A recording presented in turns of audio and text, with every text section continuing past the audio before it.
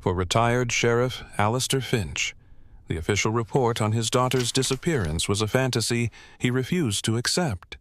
The Rangers called it a bear attack, a tragic but closed case in the vast wilderness of the Sierra Nevadas.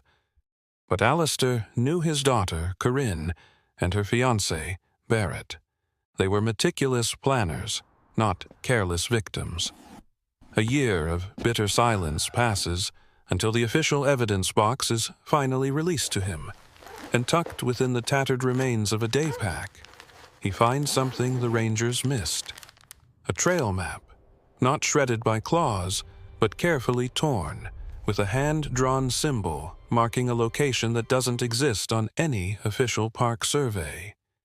Every story of loss leaves behind questions, but some questions refuse to stay buried. We'd be honored if you'd join our community of truth seekers by subscribing, as we explore the mysteries that lie just beneath the surface of the world we think we know. The cardboard box sat on the dining room table, a bland monument to a year of agony. It was marked simply with a case number and the name Finch. Inside lay the final, tangible pieces of his daughter's life. Alistair stared at it, the scent of dust and faded pine needles reaching him even through the sealed lid. For 365 days, he had called, argued, and pleaded with the Park Service and the County Sheriff's Department to release the evidence. They had offered condolences and bureaucratic delays in equal measure. A bear attack, they said. Tragic, but not a crime. No foul play suspected. The case was closed. His wife, Eleanor, walked into the room, her steps soft on the hardwood floor. She placed a mug of coffee beside his hand, but wouldn't look at the box. "Are you sure you want to do this today, Al?" she asked, her voice gentle, but with an edge of exhaustion he knew all too well. "It's been a year. Maybe we should just let them rest." "They can't rest," Alistair said, his own voice sounding rougher than he intended. "Not when the story doesn't make sense." He took a knife and slit the packing tape. The flaps fell open, revealing a collection of mundane items that were now painfully precious. A scuffed hiking boot, a single water bottle half full, a brightly colored windbreaker, ripped to shreds, the supposed proof of the bear attack.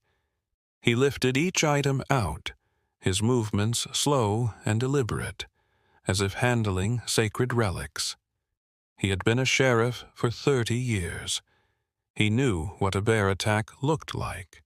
It was violent, chaotic, a storm of claws and teeth.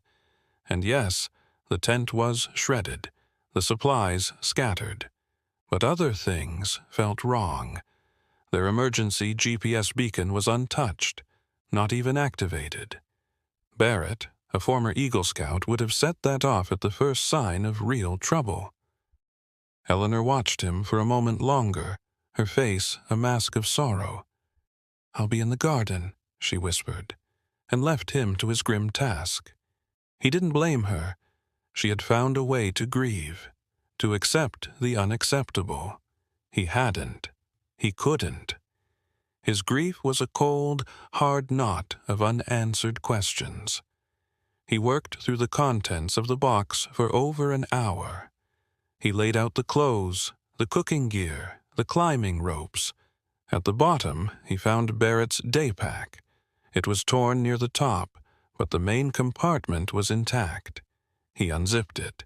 Inside were the usual things: a first aid kit, a bag of trail mix, a compass, and underneath it all, a folded topographical map. He spread it out on the table. It was a standard Park Service map of the Sentinel Dome area. But as he smoothed out the creases, his breath caught in his throat. In the upper left quadrant, in an area of dense, unmarked forest, someone had drawn a small symbol in black ink. It was a circle with a jagged line, like a lightning bolt, struck through it. and the corner of the map containing that symbol hadn't been ripped or clawed.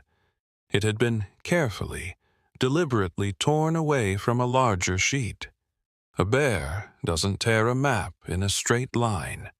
Alistair stared at the symbol, and a cold dread washed over him, colder than any grief he had felt before. It was a flicker from a distant past, a memory from a dark corner of his long career. He pushed himself away from the table and walked, almost in a trance, to the garage. It was his sanctuary, a place of oil stains and organized tools, where everything had a purpose and a place. Against the back wall were 4 gray filing cabinets, containing the ghosts of his 30 years in law enforcement. He pulled open the bottom drawer of the last cabinet, the one labeled Cold Cases, 1985 to 1995. His fingers, thick and calloused, flipped through the worn manila folders. He was looking for a specific file, a strange, inconclusive case from his early days as a deputy, long before he became sheriff. He found it near the back. The label was faded. Sovereign Path, Unlawful Encampment. He pulled it out and carried it back to the dining room, laying it on the table beside the map. He opened the folder. The old, typewritten pages smelled of dust and time. And there it was, on the second page, a crude drawing of the same symbol. A circle with a lightning bolt. The Sovereign Path. He hadn't thought about them in decades. They weren't a cult in the traditional sense. They were a fringe survivalist group, believers in a harsh, unforgiving version of natural selection.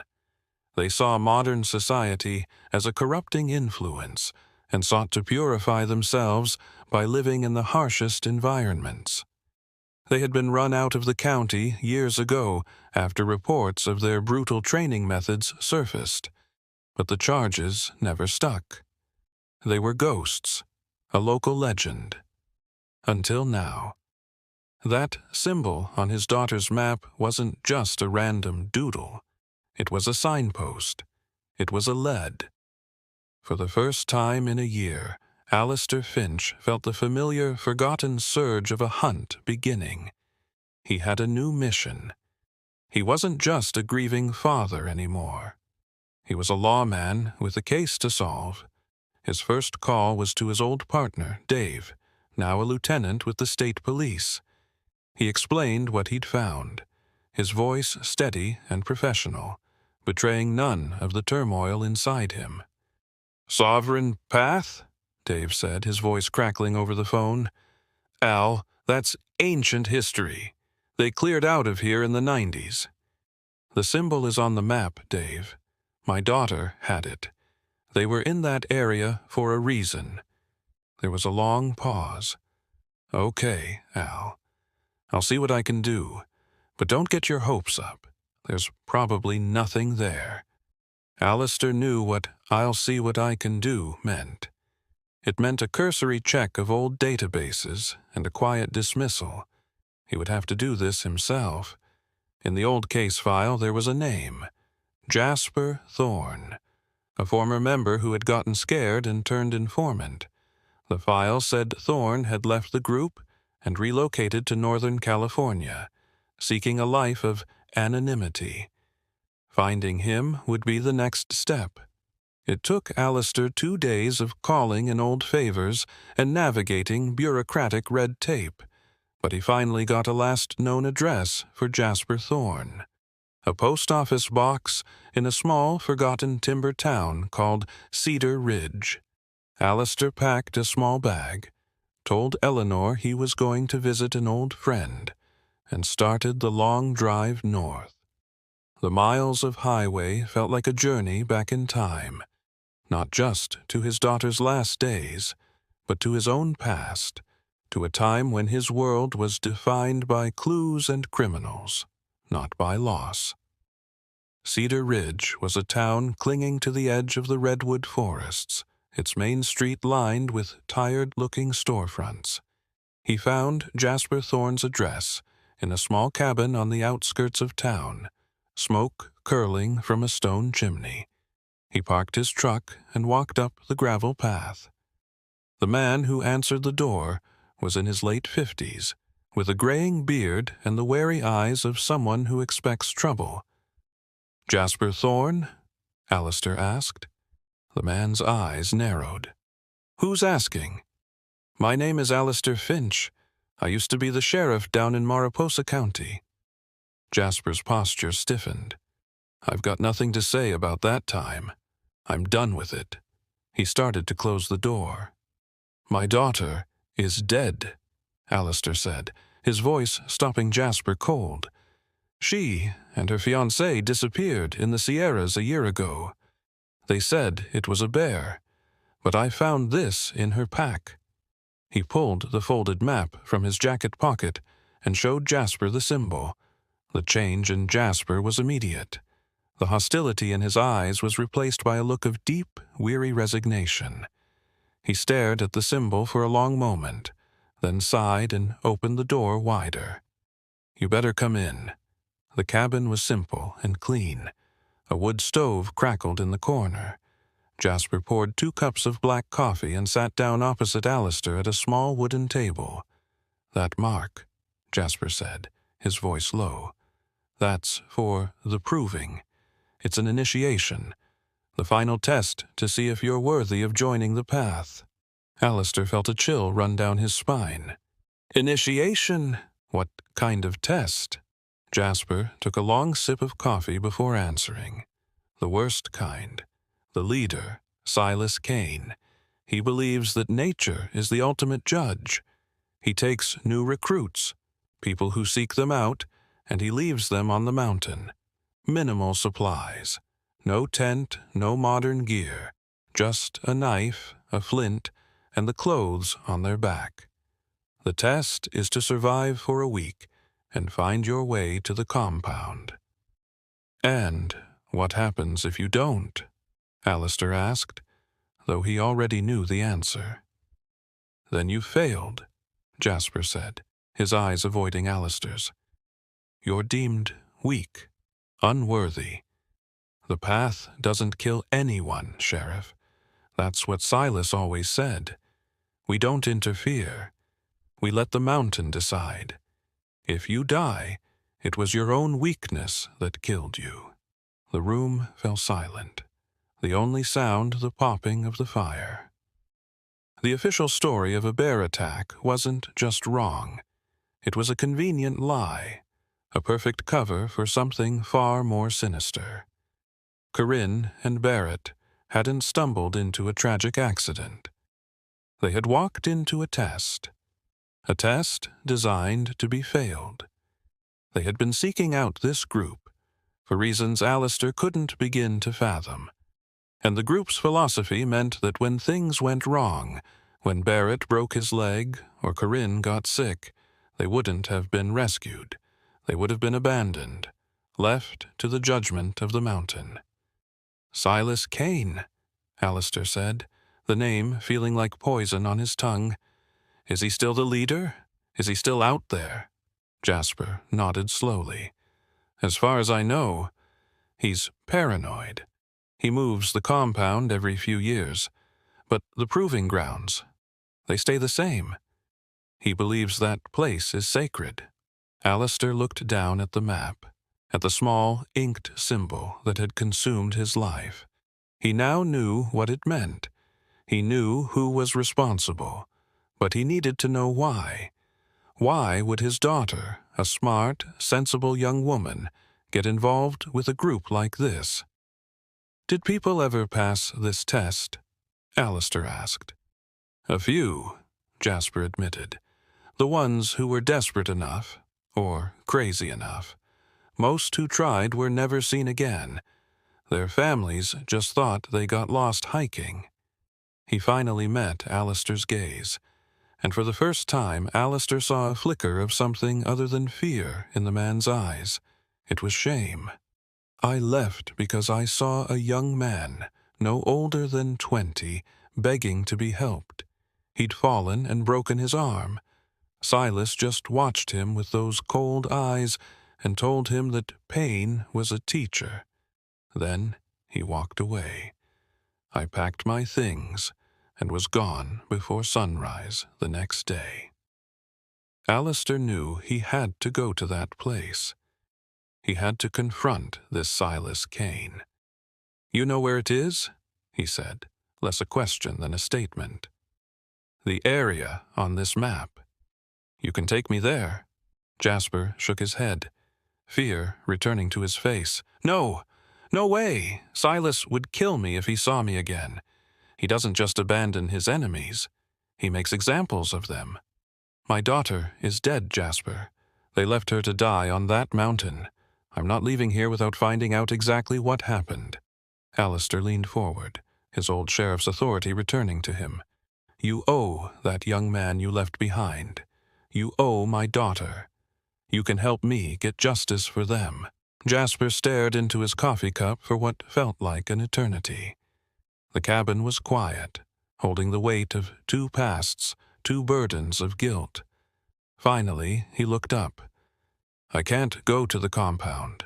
I won't. But I can draw you a map. I can show you the safest way in, the way the guards don't watch as closely. After that, you're on your own." Alistair drove away from Cedar Ridge with a new map in his pocket, a hand-drawn sketch on a napkin showing trails that didn't exist and landmarks only a local would know.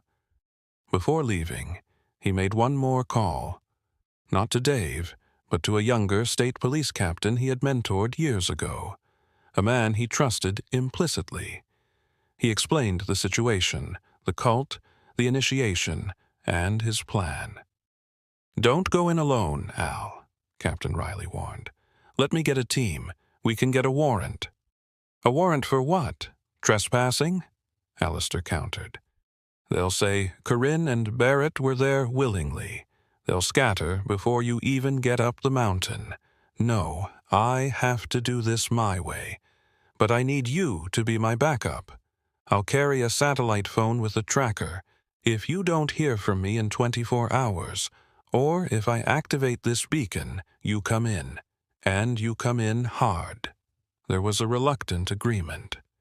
Alistair now had a plan and an insurance policy. He spent the night in a cheap motel, cleaning his old service revolver, the familiar weight of it a grim comfort in his hands. The next morning, under a gray, overcast sky, he drove back into the Sierra Nevadas, not as a grieving father, but as a hunter with one last case to close. He parked his truck at a deserted trailhead miles from the area where Corinne's car had been found, ensuring he wouldn't be noticed. Following Jasper's crude map, he set off into the dense forest. The hike was arduous, climbing steadily into the high country. The air grew thin and cold. This was the wilderness his daughter had loved, but now it felt menacing, a silent accomplice to the evil he was hunting. After 6 hours of hiking, he found the first sign, a tree with the same symbol crudely carved into its bark. He was in their territory now. He moved more slowly, his senses on high alert, his years of training taking over. He found the compound an hour before dusk. It was a collection of yurts and cabins nestled in a small hidden valley, almost invisible from above. He could see armed guards patrolling the perimeter. This was no simple group of campers. This was an entrenched, paranoid faction. He settled in for the night, watching them from a concealed ridge, eating a cold protein bar and thinking of his daughter. Had she been here? Had she looked out at these same stars, filled with hope for a new life, or with the terror of what was to come? At dawn, he made his move. He circled the compound, using the terrain and the morning fog as cover, just as Jasper had advised. He found a weak spot in their patrols and slipped inside, moving silently between the cabins. He was looking for one man, Silas Kane. He found him outside the largest yurt, speaking to a small group of followers. Silas was gaunt and wiry, with long gray hair and piercing blue eyes that seemed to look right through people. His voice was calm, but carried an absolute authority. Alistair stepped out from behind a cabin, his revolver held low but visible. "Silas Kane," he said, his voice ringing out in the quiet morning air. The followers turned, startled. Silas's eyes locked onto Alistair. There was no surprise, no fear, only a flicker of mild curiosity. "You must be the father," Silas said, his voice as calm as if he were discussing the weather. "I was wondering when you would arrive." The confrontation was surreal. Alistair held the man who was responsible for his daughter's death at gunpoint, yet Silas showed no fear. He admitted everything, not as a confession, but as a statement of faith. Corinne and Barrett had sought them out, he explained. They were tired of the rotting world and wanted to join the sovereign path. They were tested, as all are, Silas said, his followers watching, their faces blank. They were given a chance to prove their strength.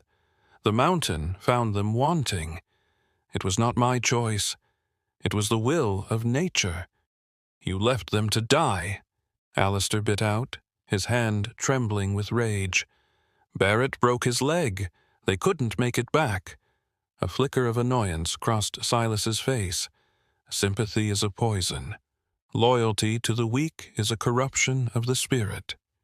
She was told to leave him. Her bond to him was her failure.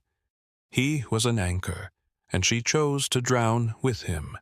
The mountain gave her a choice, and she chose poorly. The cold, detached cruelty of the words struck Alistair harder than any physical blow. He raised the revolver, his finger tightening on the trigger. This was the man. The monster who had lectured his daughter on spiritual purity, as he condemned her to a slow, agonizing death. But before he could make a decision that would change the rest of his life, a younger member of the group, a boy no older than 18, suddenly spoke up, his voice cracking. "It wasn't like that," he blurted out. "She didn't choose. We took her pack." Silas shot the boy a look of pure venom, but it was too late. The dam had broken. Barrett's leg was bad, the boy stammered, tears streaming down his face. She refused to leave him. Silas said her compassion was a disease.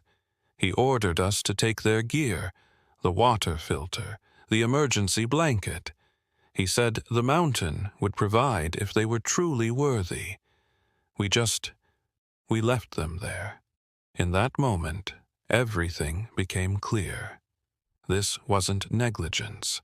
This wasn't a spiritual test. This was murder, cold and deliberate. As Silas took a step toward the boy, a new sound cut through the air. The distant but unmistakable whoomp, whoomp, whoomp of helicopter blades. Riley had kept his word. Panic erupted. The followers scattered. Silas's eyes, for the first time, showed a flash of animal fear. He lunged for a rifle, leaning against the yurt, but Alistair was faster. He fired a single shot into the dirt at Silas's feet. "It's over," he yelled. State police swarmed the valley. Silas and his inner circle were arrested without a fight. The young man who had spoken up, whose name was Caleb, was taken into protective custody. He was the key. Racked with guilt, he confessed everything, leading the investigators to the shallow ravine, miles from any trail, where Corinne and Barrett had made their last stand. The search team found them, just as Caleb had described. The official cause of death was exposure. There was no bear. There was only the quiet, brutal indifference of the wilderness. and the calculated cruelty of a man who called it God. A month later, Alistair and Eleanor stood on a bluff overlooking the ocean, a world away from the cold granite of the Sierras. They had held a small service, scattering Corinne's and Barrett's ashes into the sea. The legal proceedings against Silas Kane and the Sovereign Path were just beginning, but Alistair felt a sense of finality. He had his answers. He had gotten justice for his daughter. He hadn't found peace. He knew that would be a longer journey, but he had found closure. He took Eleanor's hand, and for the first time in over a year, they stood together, looking toward the horizon, no longer separated by the chasm of the unknown. The case was finally, truly closed. The story of the Sovereign Path raises a chilling question about belief and responsibility. Silas Kane and his followers genuinely believed they were acting on a higher principle, that they were servants of nature's law, not murderers. But does a deeply held belief, no matter how sincere, absolve a person of the real-world consequences of their actions? Let us know in the comments where you think the line is drawn between ideology and criminal intent. If these stories of seeking truth in the face of darkness resonate with you, consider sharing this with someone who appreciates a mystery that makes you think. Your support helps keep these accounts from being forgotten.